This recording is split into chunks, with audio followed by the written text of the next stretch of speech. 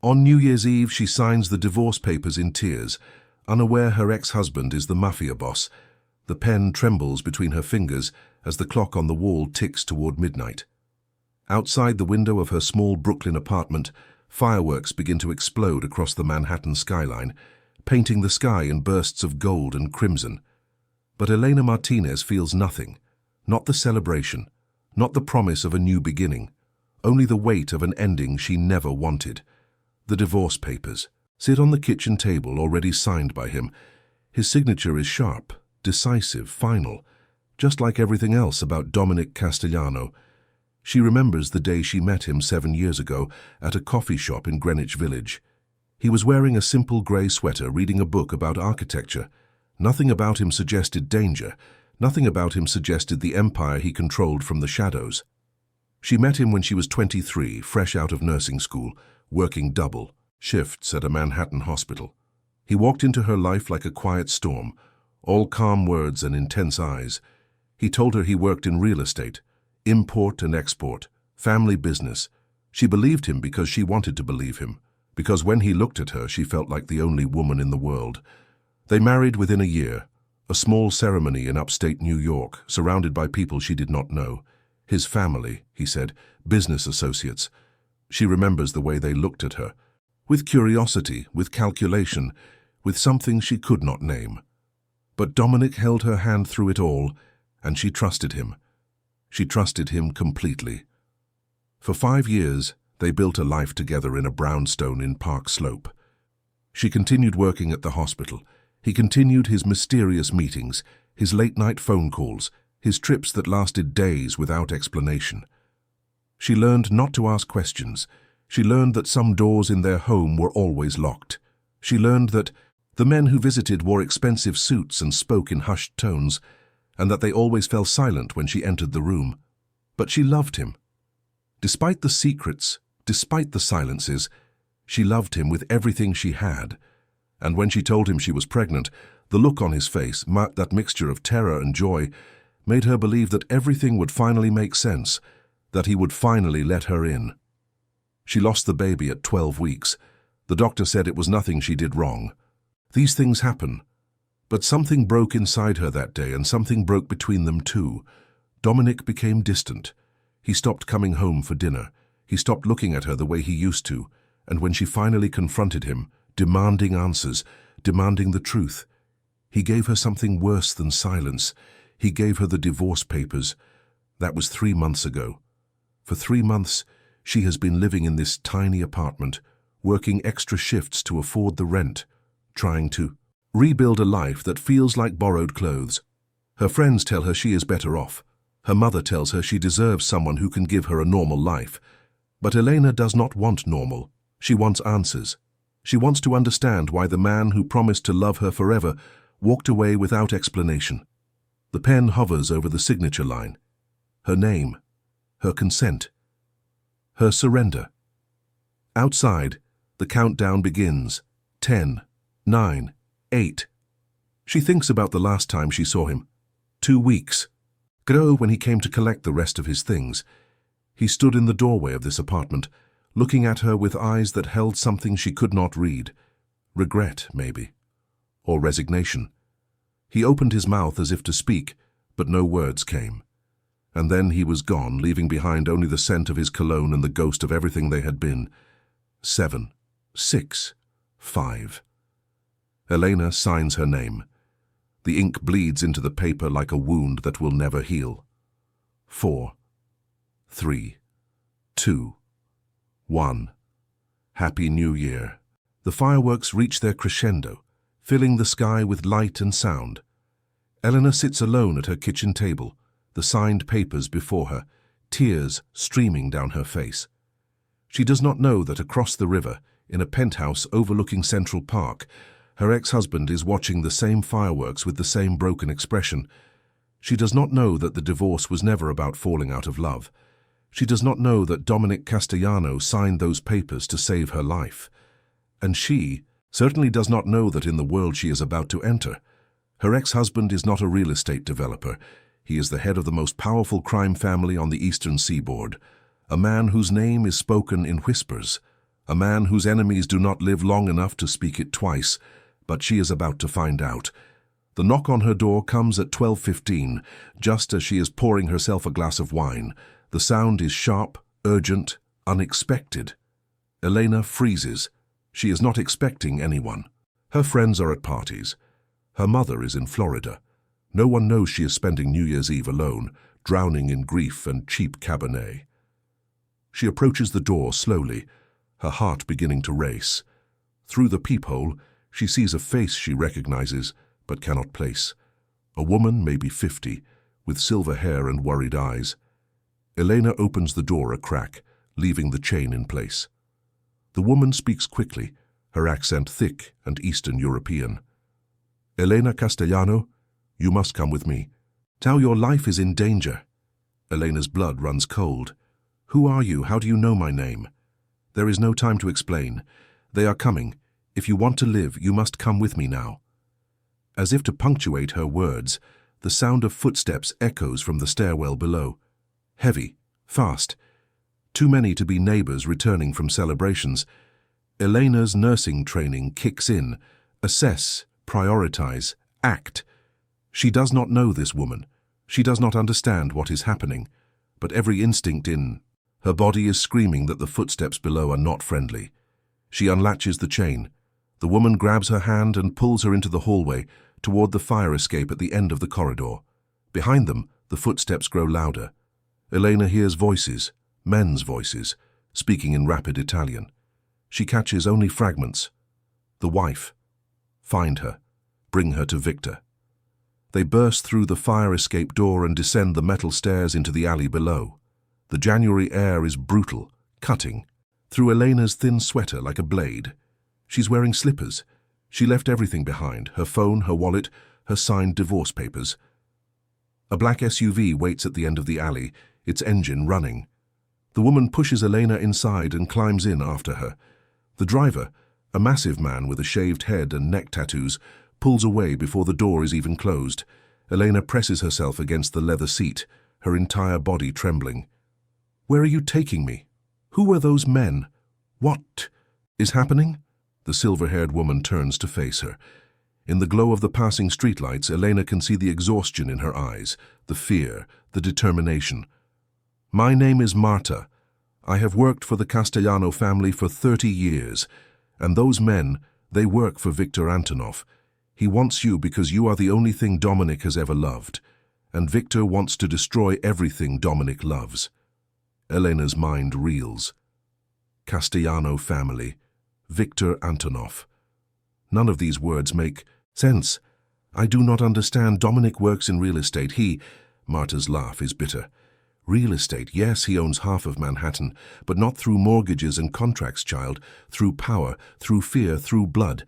Your husband, your ex-husband, is the head of the Castellano crime family, the most powerful organization on the East Coast. And tonight, on New Year's Eve, his enemies have decided to strike." The words land like punches. Elena cannot breathe, cannot think. The man she married, the man she loved, the man whose child she carried for 12 weeks before her body betrayed her, a crime boss, a Mafia don, a man whose world is built on shadows and violence. "No," she whispers. "That is not possible. I would have known. I would have seen." "You saw what he wanted you to see. What he needed you to see. Dominic loved you enough to protect you from the truth, and now that protection has made you a target." The SUV speeds through the empty streets of Brooklyn, heading toward the bridge. Elena watches the city lights blur past the window, her entire understanding of her life collapsing like a house of cards in a hurricane. She spent 5 years married to a man she did not know, 5 years building a life on lies, 5 years loving a ghost, and now that ghost's enemies want her. The SUV crosses the Williamsburg Bridge and heads uptown. Elena asks where they are going, but Marta only shakes her head. Somewhere safe, somewhere Victor cannot reach. Safe. The word feels foreign now. Elena does not know what safe means anymore. She does not know what anything means. 20 minutes later, they pull up to a building Elena has never seen. a converted warehouse in a quiet corner of Tribeca, its windows dark, its entrance unmarked. Marta leads her inside through a service entrance, up a freight elevator, and into a space that takes her breath away. The loft is enormous, spanning the entire floor of the building. Exposed brick walls, soaring ceilings, floor-to-ceiling windows overlooking the Hudson River. And everywhere she looks, signs of wealth, original artwork, designer furniture, a kitchen that belongs in a magazine. But what catches her attention are the men. A dozen of them, at least, stationed throughout the space. They wear dark suits and earpieces. They carry themselves with the coiled tension of soldiers, and they all turn to look at her when she enters. One of them steps forward, a younger man with kind eyes and a concerned expression. "Mrs. Castellano, I am Marco, head of security. You are safe here. No one knows about this location except our most trusted people." Mrs. Castellano. The name feels like a knife in her heart. She is not Mrs. Castellano anymore. She signed the papers, she ended the marriage. But apparently in this world, paper means nothing. "Where is Dominic?" she asks, surprising herself with the steadiness of her voice. Marco and Marta exchange a look that Elena cannot interpret. "He is handling the situation," Marco says carefully. "Viktor Antonov launched a coordinated strike tonight. Multiple locations, multiple targets. Dominic is ensuring the safety of his people." His people, not her. She is not his people anymore. "I want to see him." "That is not possible right now. For your safety and his, it is better if—" "I do not care what is better." Elena's voice rises. The shock is giving way to anger now. "I spent 5 years married to a man who apparently runs a criminal empire. I just fled my apartment in my slippers because men with guns were coming to kidnap me. I think I have earned some answers." The room falls silent. The security team shifts uncomfortably. Even Marta looks uncertain. And then a voice comes from the shadows near the window. Deep, familiar, haunted. "You deserve more than answers. You deserve the truth. All of it." Elena turns. And there he is, Dominic Castellano, her ex-husband, the man she loved, the man she lost, the man she never really knew. He steps into the light, and she sees him clearly for the first time since he walked out of her apartment 2 weeks ago. He looks older, tired. There are shadows under his eyes and tension in his jaw.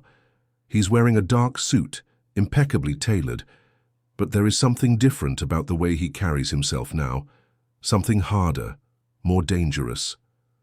This is not the man who brought her coffee in bed on Sunday mornings. This is not the man who cried when she told him she was pregnant.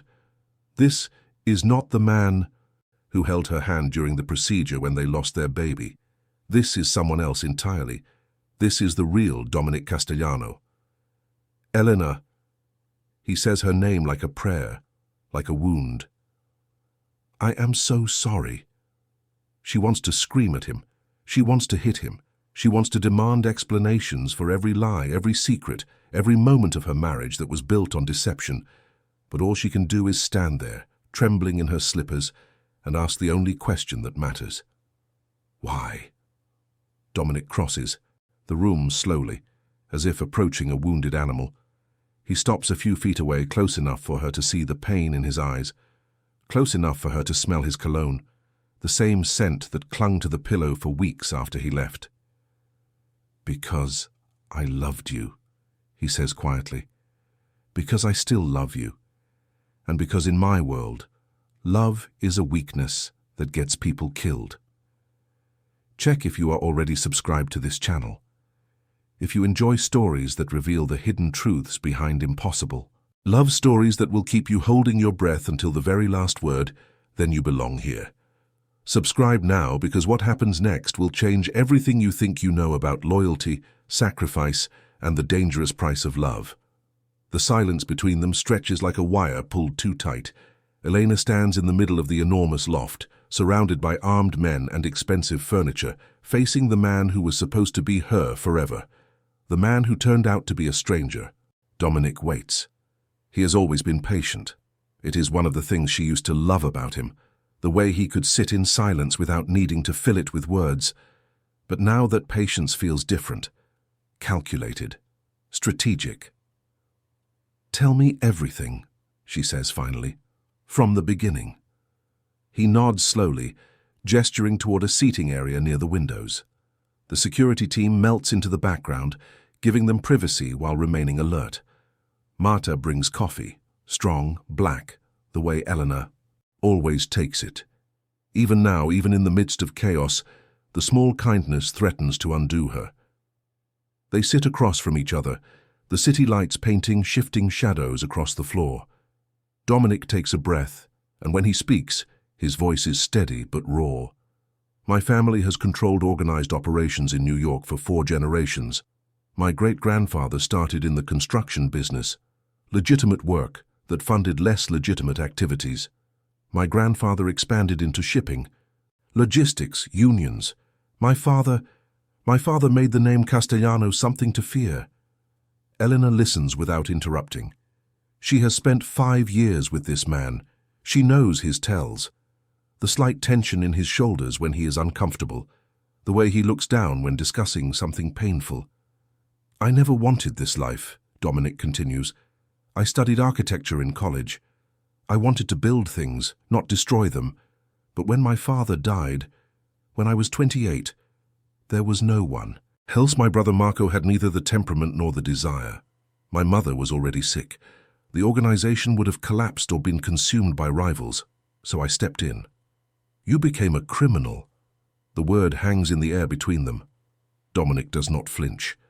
"Yes, I became a criminal. I took over an empire built on fear and force. I made decisions that would horrify you. I ordered things that I cannot take back, and I learned to live with it because the alternative was worse." "What?" "Alternative? War, chaos, the destruction of everything my family built and everyone who depended on it. We employ thousands of people, Elena. Legitimate businesses, charitable foundations, community programs. For every illegal operation, there are 10 legal ones that would collapse without the structure we provide. I told myself I was protecting something larger than myself.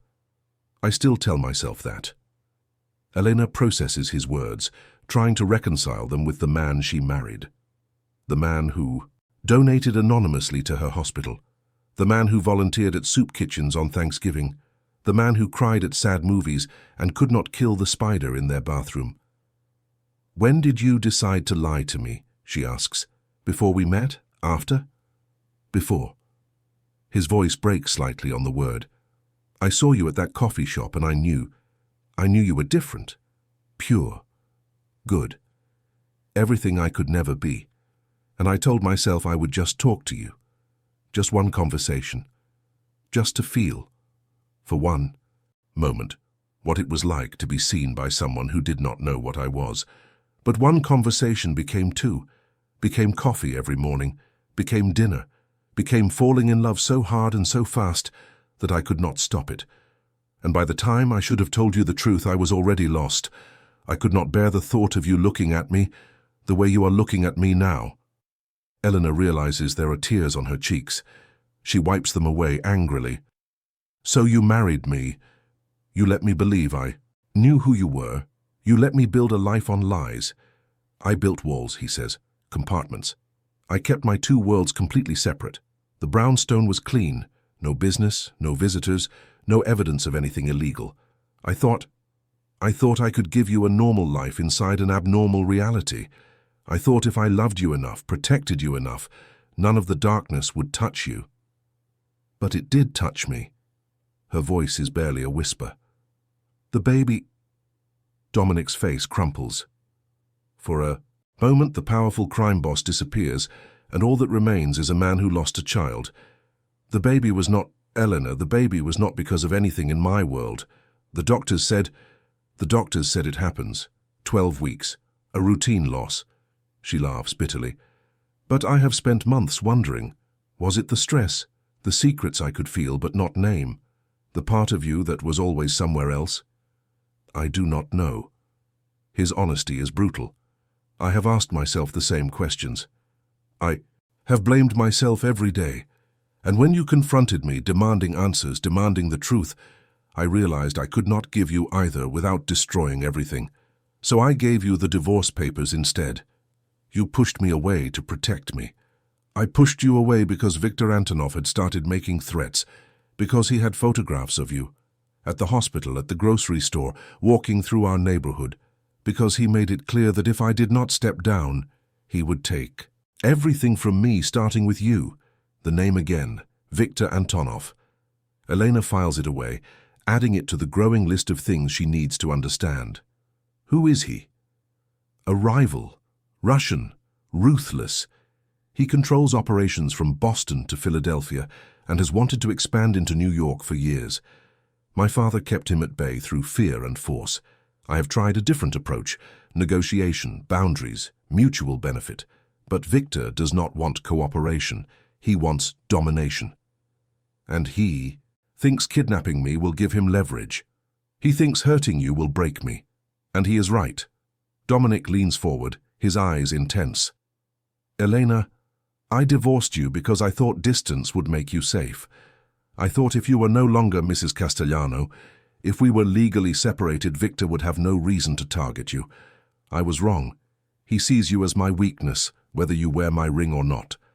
So what happens now? Now you stay here under protection until the situation with Viktor is resolved. Resolved? You mean until he is dealt with? Dominic's jaw tightens. I mean until he is no longer a threat. Elena stands abruptly, pacing toward the windows. The city sprawls below her, millions of lights, millions of lives, all of them unaware of the drama unfolding in this converted warehouse. I cannot stay here indefinitely. I have a job. I have a life. What is left of it anyway? Your apartment is not safe. We moved your things. Clothes, important documents. Anything you might need, everything is here. She spins to face him. You went through my things? Marta did, with respect and care. I would never...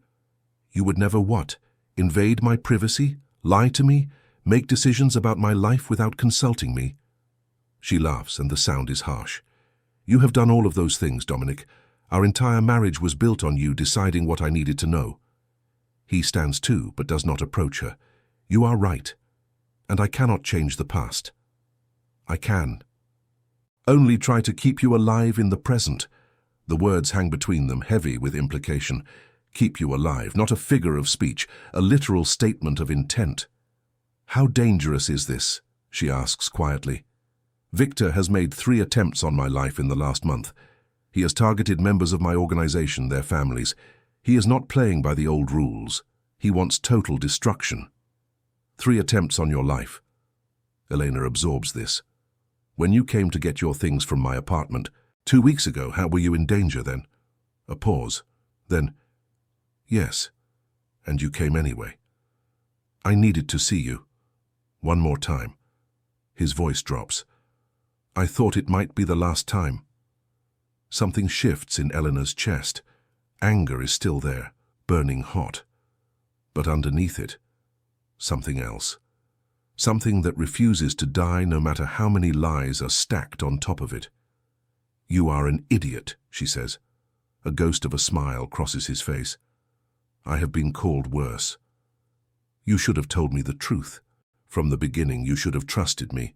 And if I had told you on our 3rd date that I was the head of a crime family, would you have stayed? The question is not rhetorical. He genuinely wants to know. Elena thinks about it, really thinks. The woman she was at 23, idealistic, naive, raised by a mother who believed in rules and righteousness. Would that woman have fallen in love with a criminal? Would she have seen past the title to the man underneath? I do not know, she admits, but I would have had the choice. You took that from me. I know, and I will spend the rest of my life trying to earn your forgiveness. The rest of your life might not be very long if Viktor Antonov has his way. Then I will spend whatever time I have left. They stand there, separated by feet that feel like miles. The security team moves quietly in the background. Somewhere in the city, a war is brewing that Elena cannot see, but can almost taste in the air. What do you need me to do? She asks finally. Stay here, stay safe, let my people protect you. And you? I have work to do.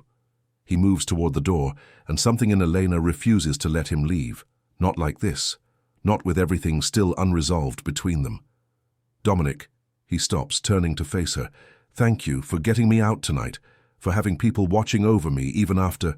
I never stopped watching over you, Elena. The divorce changed the paperwork. It did not change how I feel.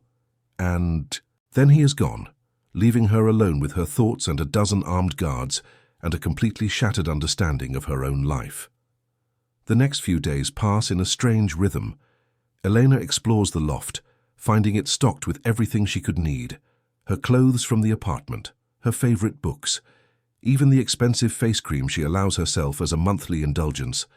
Marta becomes her primary companion, a constant presence who provides both company and information. The older woman has been with the Castellano family since before Dominic was born.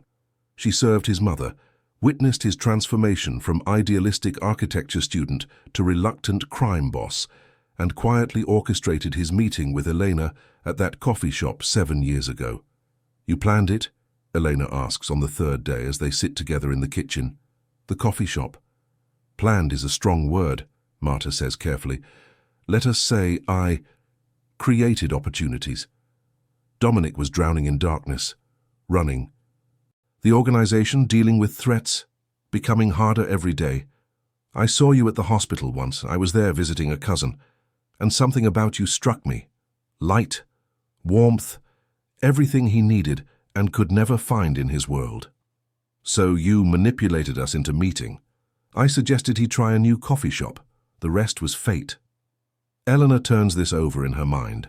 The grand romantic story of their meeting, chance encounter, instant connection, love at first sight, was actually orchestrated by a 60-year-old housekeeper with matchmaking instincts. Does he know? He suspects. He has never asked directly. I think he does not want confirmation that even his love story was arranged. Our love was real. Whatever brought us together, what we built was real. I know, child.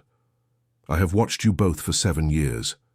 The way he looked at you, the way he still looks at you, that is not performance.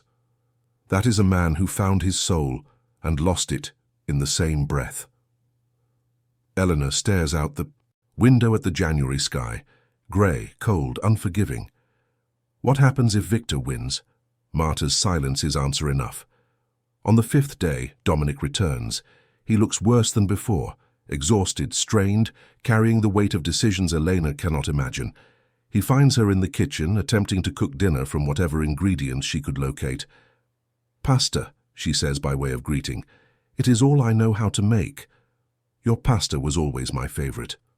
They move around each other, carefully maintaining distance while sharing space. It reminds Elena of their last months together, when the silences grew longer and the touches grew fewer. How bad is it? She asks as she drains the noodles. Bad. Victor has more resources than we anticipated. He has been planning this for years, waiting for the right moment to strike. And New Year's Eve was the right moment. Symbolic, new year, new order. He wanted to announce his arrival by taking everything from me in one night. But he did not succeed. Not yet. Dominic sits at the kitchen island watching her cook. We lost people, Elena. Good people. Families are mourning because of decisions I made years ago. That is not your fault. Everything in my world is my fault. That is what it means to be in charge. She plates the pasta, simple with garlic and olive oil and whatever herbs she could find, and sets it before him. For a moment, they are just two people sharing a meal, a husband and wife, despite the divorce. Papers, a man and woman with history written into every glance. I missed this, Dominic says quietly. I missed you. You could have had this, every day, if you had told me the truth. Would you have stayed? She considers lying, considers telling him that yes, of course, love conquers all, but she has had 5 days to think and she owes him honesty even if he never gave it to her. I do not know, but I would have had the chance to decide. A week passes. Then 2. Elena exists in a strange limbo, suspended between her old life and whatever this new reality will become. She contacts the hospital, takes an indefinite leave of absence, citing family emergency. She reaches out to her mother, keeps the conversation vague, promises to visit soon. She does everything expected of someone whose life has been upended, all while living in a luxury loft under armed guard. Dominic comes and goes. Sometimes he stays for hours, sharing meals, sharing silence, trying to rebuild something that was never built on solid ground. Other times he is gone for days, returning with new shadows under his eyes and fewer words to share. Through Marta and Marco, Elena pieces together the scope of what she has married into. The Castellano organization is vast. Not just crime, but legitimate business. Real estate holdings worth billions, construction companies, import businesses, charitable foundations, political connections. How much of it is legal? She asks Marco one afternoon. More than you would think. Dominic has been transitioning operations for years, moving away from traditional activities, focusing on legitimate enterprises. It is a slow process. You cannot dismantle an empire overnight, but he is committed to it. Why? Marco hesitates. Because of you. Because the day he married you, he decided he wanted to be someone you could be proud of, someone who could eventually walk in the light without looking over his shoulder. The revelation hits Elena harder than she expects. All those years of secrets, and underneath it all, a man trying to change, trying to become worthy of a love he thought he had stolen under false pretenses. 3 weeks after New Year's Eve, everything changes again. Elena is reading in the living area when Dominic arrives with an entourage of grim-faced men. His expression is darker than she has ever seen, not angry, but resolved, final. We have located Victor's main operation, he tells her without preamble. Tonight, we end this. The weight of his words presses against her chest. End this. She knows what that means. She knows the world she has been thrust into does not resolve conflicts through negotiation and compromise. What will you do? What needs to be done? Dominic, she stands, crossing to him. What exactly are you planning? He looks at her, and for a moment, the mask slips. Underneath the crime boss, underneath the decisive leader, there is a man who is terrified. Victor has been systematically targeting everyone connected to me. 3 days ago, his people went after Marco's sister. She escaped, but barely. Yesterday, we intercepted a plan to attack the children's wing of a hospital where I serve on the board, simply because I fund it. Eleanor's stomach turns. Children. Innocent lives caught in a war between men and their empires. He is not fighting for territory anymore, Dominic continues. He is fighting for destruction, total annihilation. And the only way to stop someone like that is to end their ability to fight. You mean end them? A muscle in his jaw tightens. Yes. She should be horrified. The woman she was before, the nurse who believed in healing, in second chances, in the fundamental goodness of human beings, would be horrified. But she has spent 3 weeks in this world now. She has heard the stories, seen the evidence, felt the weight of what Victor Antonov represents, and somewhere deep inside her, in a place she did not know existed, she understands. I want you to come back, she says quietly. Whatever happens tonight, whoever you become to do what needs to be done, I want you to come back. Dominic's breath catches. Elena, I am not saying I forgive you. I am not saying we can rebuild what was broken. But I am saying that I do not want to live in a world where you do not exist. So whatever you do tonight, make sure you survive it. He takes her face in his hands, the way he used to do when they were newlyweds, when the world was simple, and their love was the only thing that mattered. His thumb traces the curve of her cheekbone, memorizing her features as if he might never see them again.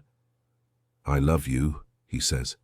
I have loved you since the moment I saw you, and I will love you until I stop breathing. Everything I have done, the lies, the divorce, the distance, it was all to protect this, to protect you, because you are the only good thing I have ever had, and I would burn the world to keep you safe. Tears spill down her cheeks. She does not stop them, then burn it. and come home. He kisses her forehead, soft and lingering, and then he is gone, surrounded by his men, heading toward a confrontation that will define everything. Eleanor stands in the empty loft, listening to the silence. The hours that follow are the longest of her life. She cannot eat, cannot read, cannot focus on anything except the clock on the wall and the phone in her hand that refuses to ring. Marta sits with her, knitting in the corner, providing presence without pressure. The security team moves through their rotations, professional and alert. At midnight, Marco's radio crackles. Elena's head snaps up, her heart hammering. She cannot hear the words, but she watches Marco's face for any sign of what has happened. Relief. That is what she sees. Overwhelming, bone-deep relief. He is safe, Marco tells her. It is over. Victor is no longer a threat. Eleanor does not ask for details. She does not want to know exactly what happened in the darkness of this January night. She only wants one thing. When will he be back? A few hours.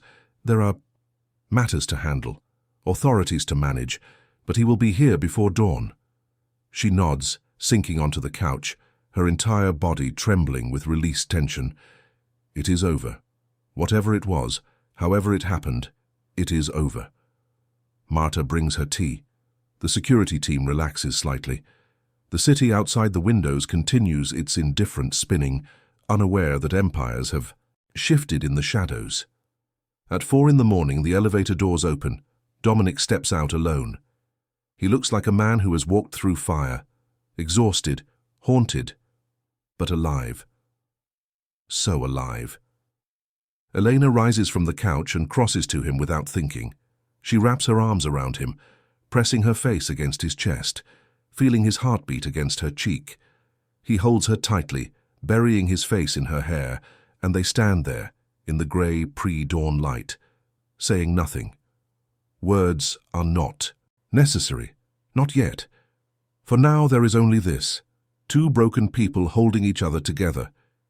If you are watching this and feeling something right now, something in your chest that you cannot name, then leave a comment with the words, "Love survives everything." Let me know that you understand what it means to find hope in the darkness. The weeks following Victor's defeat pass in a strange kind of healing. Elena learns more about Dominic's world, not the violent parts, but the intricate systems that keep everything running. The legitimate businesses that provide jobs for thousands, the charitable foundations that fund hospitals and schools, the political connections that could be used for corruption but are instead leveraged for community improvement. She sees a different side of her ex-husband, the leader who commands respect not through fear but through fairness, the strategist who thinks 10 moves ahead, the man who remembers every employee's name, asks about their families, attends their children's graduations. "This is not what I expected," she admits one evening, after watching him spend 3 hours in a community center teaching chess to kids from underprivileged neighborhoods. "What did you expect? Scarface, The Godfather, darkness and violence and moral bankruptcy." Dominic's laugh is tired but genuine. "Hollywood has done my profession no favors. Yes, there is darkness. Yes, there are things I have done that I cannot take back. But there is also this community responsibility, the understanding that power without purpose is just destruction." "You sound like a philosophy professor. I studied philosophy for 2 years before switching to architecture, occupational hazard." She is beginning to see him clearly for the first time. Not the man she married, the carefully constructed facade of normalcy, not the crime boss, the cold figure of power and violence, but the actual human being underneath, with all his contradictions and complications. He is trying to be better, has been trying for years. The transition toward legitimate business, the philanthropic work, the careful distancing from the darker aspects of his inheritance, all of it has been a slow, deliberate march toward redemption. And she realizes with something approaching wonder that she was part of that journey. Her presence in his life, her love, her belief in him, these things gave him something to change for. "I want to help," she says one morning, surprising them. Both. "Help how?" The foundation work, the medical outreach. You fund a mobile clinic that serves underserved neighborhoods. I saw the reports. I am a nurse, Dominic, a good one. Let me actually contribute instead of sitting here feeling useless. He stares at her for a long moment, something shifting behind his eyes. You would do that, knowing where the money comes from? The money is transitioning to legitimate sources. You told me that. And even if it were not, those kids need medical care. Those families need help. The source of funding does not change their need. That is a very pragmatic moral position. I have had a lot of time to think about morality lately. It is more complicated than I was raised to believe. The mobile clinic becomes her anchor. 3 days a week, Elena rides in a converted bus through neighborhoods most people avoid. She treats minor injuries, administers vaccinations, provides basic health education. The work is exhausting and heartbreaking and profoundly satisfying. She sees up close what the Castellano resources can accomplish. Medical supplies that appear without paperwork, medications that would cost families their entire savings, provided free, social workers who connect people with housing and food assistance.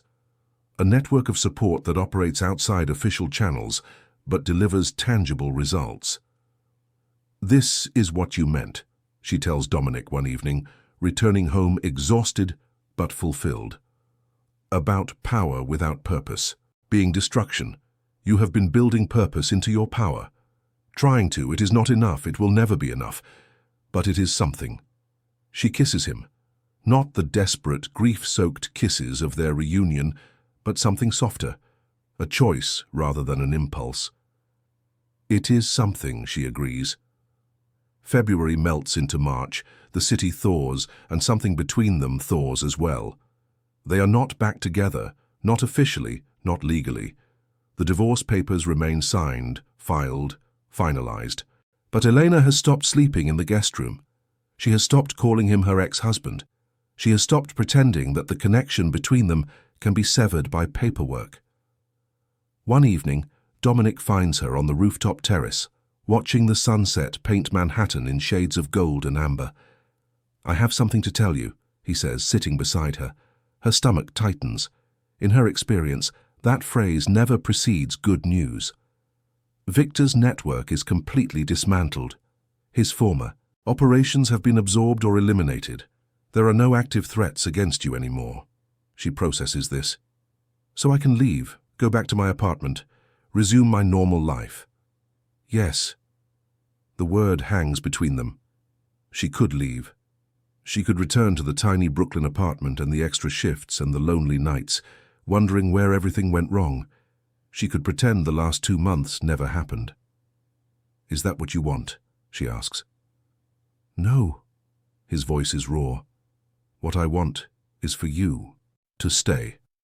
What I want is to spend every morning watching you drink your coffee and every night falling asleep beside you. What I want is to earn back what I destroyed through 5 years of lies. But you are giving me the choice. I should have given you the choice from the beginning. It is the only thing I can offer now. Eleanor looks out at the city that has become her home, the city that hides empires in its shadows, the city where she fell in love with a man she did not know, and somehow loves him still. I want to stay, she says, but I want things to be different. No more secrets, no more locked doors. If I'm going to be part of your life, really part of it, then I need to know what that means. Everything. I will tell you everything, show you everything, whatever you want to know. Even the parts you're ashamed of? Especially those. She reaches for his hand, threading her fingers through his. Then I will stay, and we will figure out the rest together. The months that follow are an education. Elena learns about supply chains and logistics and the delicate balance of power that keeps the city running. She attends meetings, not the violent ones, those are increasingly rare, but the business meetings, the foundation board meetings, the community planning sessions. She meets the people who work for Dominic, not the soldiers and enforcers of popular imagination, but lawyers and accountants and business developers, men and women who have families, who coach little league teams and volunteer at soup kitchens, people who are trying, like Dominic, to build something legitimate from foundations laid in shadow. "You are changing them," Marco observes one afternoon. "The organization, the way we operate. Your presence changes the calculus." "How so?" "Before you, Dominic was focused on survival, maintaining power, eliminating threats. Now he talks about legacy, about what happens after, about building something that can exist in the light. That seems like a lot to attribute to one person. One person can change everything. You of all people should know that." In May, Dominic asks her to marry him again. They are in the their brownstone, the house they shared during their first marriage. It has been renovated, cleansed of whatever ghosts lingered in its rooms. Fresh paint, new furniture, a feeling of beginning rather than ending. He does not get down on one knee. That feels too performative, too borrowed from someone else's love story. Instead, he simply stands in the kitchen where they used to cook together, where they used to dance to music from the old radio, where they used to be happy before everything fell apart. "I do not have a ring," he says. "I do not have speeches prepared. I only have this: I love you. I have loved you since before you knew who I really was, and I love you more now that you know everything. I cannot promise you normal. I cannot promise you safe, but I can promise you honesty from this moment forward, and I can promise you that every day of my life will be dedicated to deserving you." Eleanor looks at this man, her complicated, contradictory, trying to be better man. The crime boss who teaches chess to children, the millionaire who funds mobile clinics, the husband who lied to protect her and divorced her to save her and loves her with an intensity that should be terrifying, but somehow is not. "Yes," she says. She does not need to say anything else. The second wedding is nothing like the first. The first was small and secretive, surrounded by strangers, shadowed by lies she did not yet know existed. The second is held in June in the garden of the brownstone, with only the people who matter most in attendance. Elena's mother flies in from Florida, uncertain at first, then gradually charmed by Dominic's attentiveness and the obvious depth of his feelings. Her friends from the hospital come, confused by the luxury but happy to see her happy. Dominic's trusted inner circle, Marco, Marta, the lawyers and advisors who have become something like family, fill the remaining seats. The ceremony is simple. No grand gestures, no orchestrated spectacle, just two people standing in the summer sunlight, making promises they finally understand the weight of. "I promise to tell you the truth," Dominic says, his voice steady, "even when it is difficult, even when I am ashamed. I promise to let you see all of me, the light and the shadow, and to trust you with both." "I promise to stay," Elena responds, "not because I do not have a choice, but because I choose this. I choose you, all of you, including the parts that are still finding their way toward the light." The kiss that seals their vows feels different from any that came before, not desperate or passionate or driven by crisis, simply sure, certain, a foundation rather than a fire. The reception spills into the evening, guests mingling in the garden as lanterns glow and music plays. Softly, Elena watches her two worlds merge, hospital colleagues chatting with former enforcers, her mother laughing at something Marco said, Marta presiding over the kitchen like a benevolent general. "Happy?" Dominic asks, appearing at her side with a glass of champagne. "Terrified," she admits, "and happier than I have ever been." Those two things do not have to be contradictory. No, I am learning that. The months after the wedding are a study in integration. Elena continues her work at the mobile clinic, expanding its services, securing additional funding through the foundation. She becomes a bridge between Dominic's world and the communities they serve, her medical expertise lending credibility to their philanthropic efforts. She also becomes unexpectedly a voice within the organization itself. "You have instincts," Dominic tells her one evening, after she has talked him out of a business deal that felt wrong. "You see things I miss because I am too close." "I see people. That is what nurses do. We see the patient, not just the symptoms. Then keep seeing, keep telling me what you see." She does. She points out employees who are struggling, suggests support systems, She identifies partnerships that feel exploitative, pushes for more equitable arrangements. She brings a perspective shaped by healing rather than conquest, and slowly, almost imperceptibly, the organization shifts. By fall, Dominic has finalized the transition of 3 major operations from grey market to fully legitimate. The news is celebrated quietly. Champagne in the brownstone, smiles exchanged between people who understand what it means. "This is your doing," Dominic tells her that night. "None of this would have happened without you." "This is your doing," she corrects gently. "You started this years before I knew the truth. I just helped you see the finish line." "You are my finish line, Eleanor. Everything I have done, everything I am trying to become, it is for you." "Then keep going. There is more work to do." There is always more work. The legitimate businesses require attention.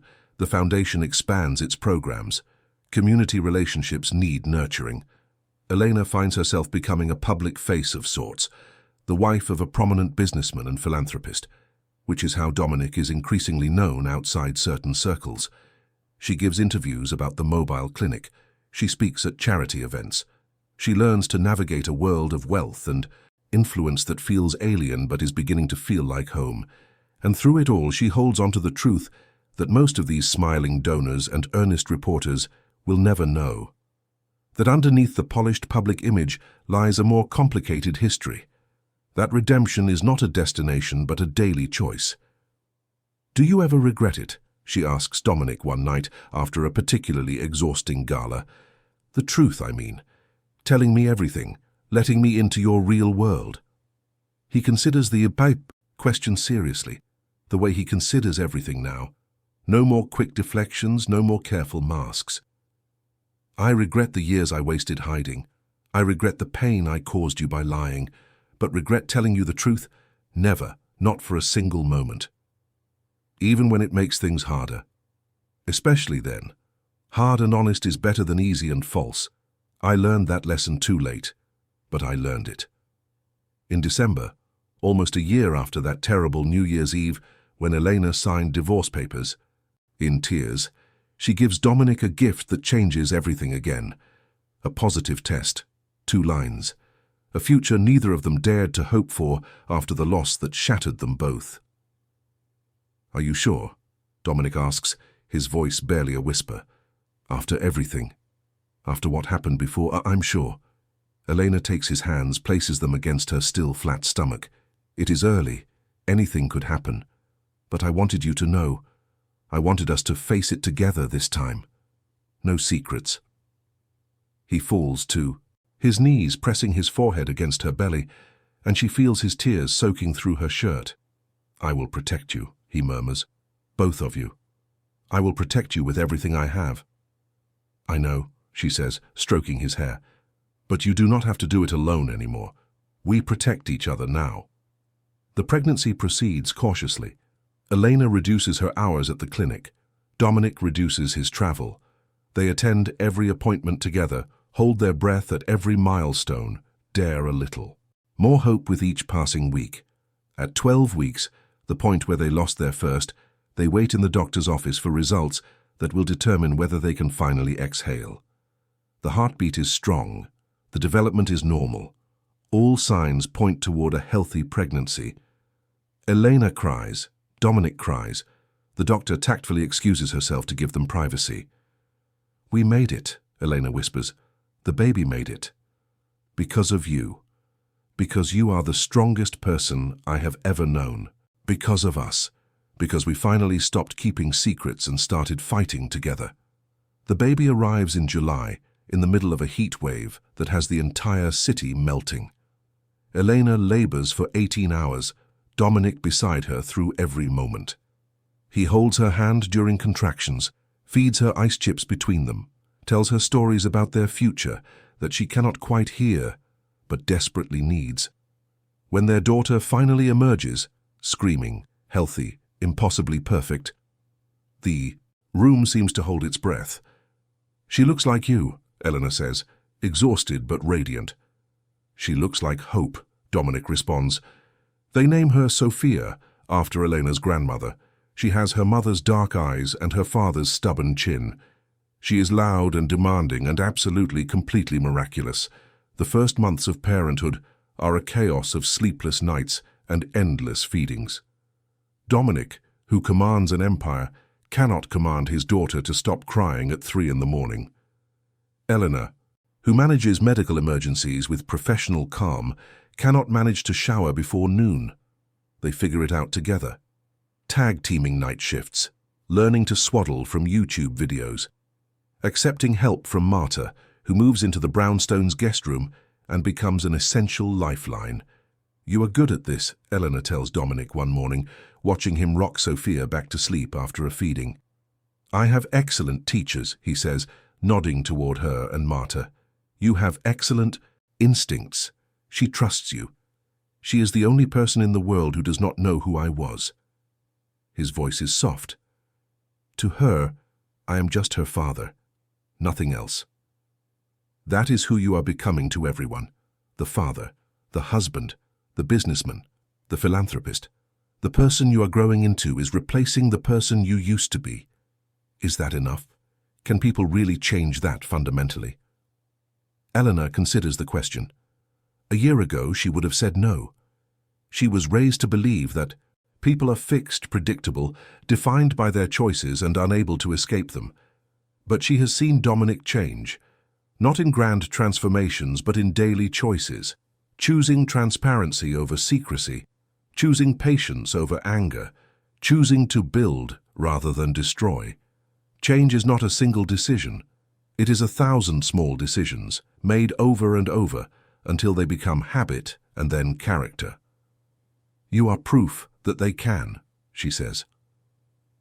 Sophia's first Christmas is celebrated in the Brownstone, surrounded by the extended family they have built, Elena's mother, the clinic staff, Marco and the trusted members of the organization who have become genuine friends rather than obligatory colleagues. The house is full of noise and laughter and the controlled chaos of too many people who care about each other trying to fit into one space. Eleanor watches it all from the living room doorway, Sophia sleeping in her arms. "You look contemplative," Dominic observes, joining her. "I was thinking about last year, New Year's Eve, signing those divorce papers alone in my apartment while you were fighting a war I did not know existed. A lot can change in a year.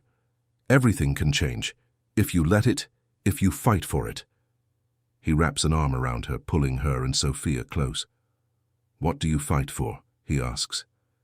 "This, us, the family we are building, the future we are creating." "And what do I fight for?" "Redemption."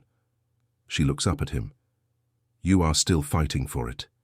Every day, and every day you get a little closer. Will I ever reach it? I do not think redemption is a destination. I think it is a direction, and you are pointed the right way."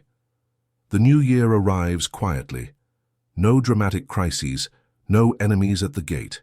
Just a family gathered in a warm house, counting down to midnight while a baby sleeps upstairs, oblivious to the passing of time.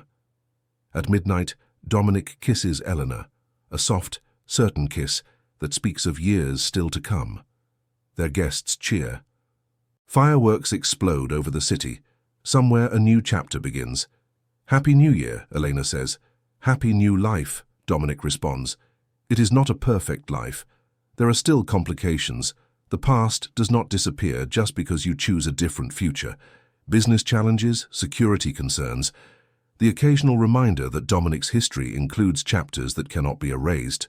But there is also love, genuine, tested, chosen love. There is a daughter who giggles at her father's silly faces and reaches for her mother's hair. There is a community that supports them, a purpose that drives them, a future that belongs to them if they are brave enough to claim it. One evening, as winter settles over the city and Sophia takes her first wobbling steps across the living room floor, Elena realizes something that might be the most important truth of all. She thought, on that terrible New Year's Eve 2 years ago, that she was ending her story. Signing the divorce papers felt like closing a book, final and irreversible. But she was wrong. That moment was not an ending. It was a transition. The painful, necessary passage from a life built on lies to a life built on truth. The woman who signed those papers, crying, alone, unaware of who her husband really was, would not recognize the woman standing in this brownstone today, not because she has become someone different, but because she has become more fully herself, stronger, wiser, more capable of love and of accepting love in return. And Dominic, the crime boss who divorced his wife to save her, who fought a war while she slept peacefully unaware, who has spent every day since trying to become worthy of her forgiveness, he has changed too. The darkness is not gone. It will never be entirely gone. But it is balanced now by light, by purpose, by the daily choice to be better than he was yesterday. They are not a perfect couple. They still argue about small things and occasionally about large things. They still carry wounds from the lies that started their relationship and the truth that nearly ended it. But they are real, and they are together. And in a world full of fairy tales and fantasies, sometimes the most powerful story is simply this: two imperfect people, trying their best, building something beautiful from broken pieces. If you have watched this far, it is because you felt something. You felt the weight of secrets and the liberation of truth. You felt the terror of losing everything and the miracle of finding it again. You are not just a viewer. You are part of this story now, so leave a comment saying, "I have watched this far, so I can get to know you and see who really enjoys the stories here on the channel." If this story touched your heart, click the like button. If you know someone who needs to hear that redemption is possible, share this video with them. And if you have not already subscribed, do it now. Because this is just the beginning. There are more stories waiting to be told. Stories of love and loss, of darkness and light, of ordinary people facing extraordinary circumstances and finding the courage to survive. This is where those stories live. This is where you belong. Subscribe, comment, like, share, and come back soon. Because the best stories are the ones we experience together. Sophia takes another step across the living room, tumbles into her father's waiting arms, and laughs with the pure joy of a child who has never known fear. Dominic catches Elena's eye over their daughter's head. In his gaze she sees everything, the apologies still unspoken, the gratitude that has no words, the love that survived lies and distance and divorce papers signed in tears on a New Year's Eve that seems now like it happened to someone else. "I love you," he mouths silently. "I know," she mouths back. Outside, the city hums with its millions of lives, its countless dramas, its endless beginnings and endings. But in this brownstone in Brooklyn, in this moment suspended between heartbeats, there is only this: a family, imperfect and real, holding on to each other and refusing to let go. The story does not end here. Stories never really end. They simply pause, waiting for the next chapter to begin.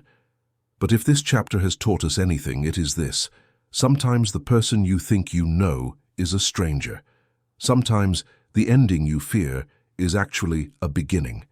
And sometimes, if you are brave enough to stay, to fight, to forgive, the love you thought you lost returns stronger than before. On New Year's Eve, she signed the divorce papers in tears, unaware her ex-husband was the Mafia boss. But that is not how her story ends. Her story ends with this: a house full of light, a child full of wonder, and a love that refused to die no matter how many times it was buried. Some stories are about escape. This one was about coming home. And home, Elena has learned, is not a place. It is a choice. It is a person. It is the moment you decide that the truth, however painful, is better than the most beautiful lie. She chose truth. She chose him. She chose this messy, complicated, impossible life, and she has never once regretted it. Not even for a moment. Not even when the nights are long and the doubts creep in, and the past whispers its warnings in her ear. Because every morning she wakes up next to a man who loves her without conditions. Every morning she hears her daughter's laughter echoing through halls that were once filled with secrets. Every morning she remembers that she is not just surviving anymore. She is living, fully, fiercely, finally. That is her story. That is their story. And now, in some small way, it is your story too. Thank you for being here. Thank you for listening. Thank you for believing that even in the darkest moments, light can find a way through. Until next time.